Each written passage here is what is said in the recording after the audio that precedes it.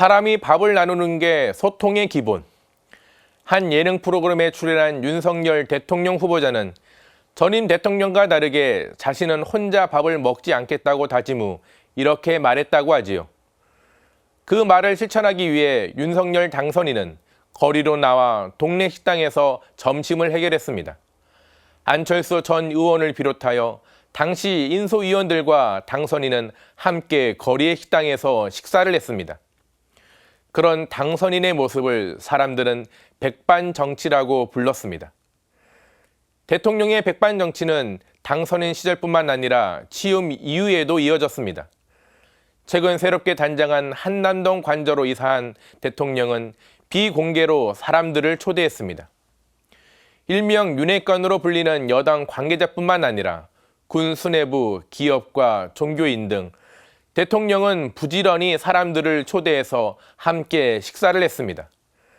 초대받은 사람들은 자신들의 어려움을 전달했고 대통령은 경청했다고 합니다. 화기애애했다고 합니다. 또한 최근 윤석열 대통령은 영빈관에서도 사람들과 식사를 했습니다. 돌아온 영빈관에서 외국 정상뿐만 아니라 국가대표 축구팀까지 다양한 사람들을 만나 만찬을 했습니다. 거기서도 대통령이 사람들과 밥을 나누며 대화하는 모습은 그대로였습니다. 하지만 그렇게 대통령이 사람들과 밥을 나누며 소통을 하는 동안 밥도 제대로 먹지 못하며 대통령의 응답을 기다리는 이들이 있습니다. 바로 12구 참사 유가족입니다.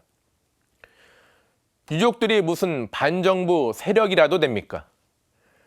이태원에서 12구 참사가 발생한 지 약 한 달여 만에 모인 유가족들은 정부에 이렇게 물었습니다.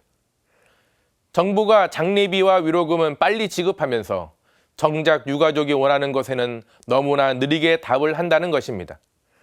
유가족들이 모이게 하지도 못하게 한다고 합니다.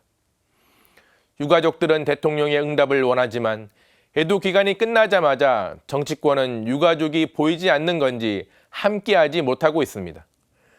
정치권에서 유가족들에게 돌아온 것은 사과와 위로가 아니라 오히려 혐오와 막말이었습니다. 나라 구하다 죽었냐, 자식팔이 제2의 세월호. 아무 거리낌 없이 내뱉어지는 혐오와 막말의 잔치가 벌어지고 유가족 앞에 펼쳐졌습니다. 참사와 국가 애도 기간 동안 대통령이 하루가 멀다 하고 합동 분향소를 찾던 것이 맞나 싶을 정도입니다. 사회 혼란과 국론 분열의 말보다는 기도로 추모하자고 했던 이들이 머쓱해질 정도입니다. 의도적으로 혐오와 막말로 국론 분열을 일으켜 지지층을 결집시키고 있지는 않나 의심이 들 정도입니다. 여권은 유가족에 대한 혐오와 막말을 중단하고 진정성 있게 마주해야 합니다. 지금이라도 대통령이 12구 참사 유가족과 함께해야 합니다. 대통령 당선인 시절 했던 말 그대로 밥을 나누며 소통을 해야 합니다. 돌아온 영빈관에서 유가족들을 초대해도 좋을 것 같습니다. 밥을 나누며 이야기를 들어주는 것이 추모와 애도입니다. 진짜 애도는 이제부터입니다. 오늘 사제의 눈은 대통령의 식사 초대입니다. 최후의 만찬에서 보여주신 예수님의 사랑을 기억하며 12구 참사 유가족들의 슬픔에 대한 애도 또한 끝이 없음을 기억합니다. 오늘도 평화를 빕니다.